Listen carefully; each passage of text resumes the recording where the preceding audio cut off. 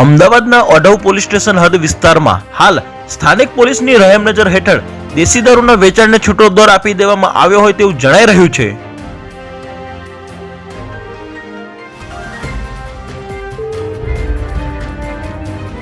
આ વિસ્તારમાં અગાઉ પણ ઘણીવાર પોલીસની ઉપરી એજન્સીઓ દ્વારા દારૂના અડ્ડાઓ પર રેડ કરવામાં આવી હતી, તેમ છતાંય સ્થાનિક પોલીસ અને વહીવટદારની મિલીભગતમાં સ્ક્રીન પર દર્શાવ્યા મુજબના બુટલેગરોને એક ઓઢવ હરણ્યવાસ જીનની ચાલીની અંદર સુનીતા નામની મહિલા બુટલેગર, 2 ઓઢવ રંગકૃપા હોસ્પિટલની સામે મોમાઈનગર ગેટ નંબર 2 વિક્રમ અને પિન્ટુ નામના બુટલેગરો દ્વારા ખુલ્લેઆમ દારૂનો વેપલો કરવાની પરમિશનો આપી।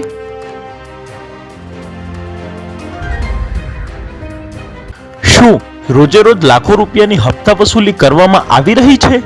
આવા દેશી દારૂના અડ્ડાઓ વિરુદ્ધ સ્થાનિકો તેમજ પ્રેસ મીડિયા દ્વારા અવારનવાર ફરિયાદો કરવા છતાં ભ્રષ્ટાચારના ઉદરા હેઠળ દબાયેલા તંત્રો દ્વારા આવા શખ્સો વિરુદ્ધ કોઈ જ પ્રકારની કાર્યવાહી કરવામાં આવતી ન હોવાને કારણે સ્થાનિકોમાં પણ આક્રોશ જોવા મળી રહ્યો છે।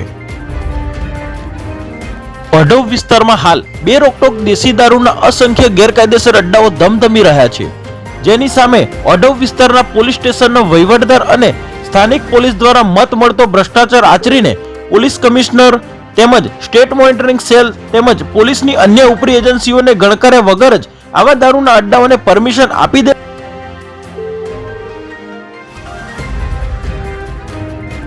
ત્યારે આ વિસ્તારમાં લઠ્ઠાકાંડ જેવી પરિસ્થિતિ સર્જાશે તો તેની જવાબદારી કોણ લેશે તે પણ મોટો પ્રશ્ન છે અને વિસ્તારમાં મોટી સંખ્યામાં ચાલતા આવા દારૂના અડ્ડાઓથી પોલીસ સ્ટેશનના પીઆઈ જાણ કે અજાણ હોય તે પણ શક્ય નથી। ત્યારે આ વિસ્તારને ક્યાં સુધી સંપૂર્ણ દારૂ મુક્ત કરવામાં આવશે તેની સ્થાનિકો રાહ જોઈ રહ્યા છે।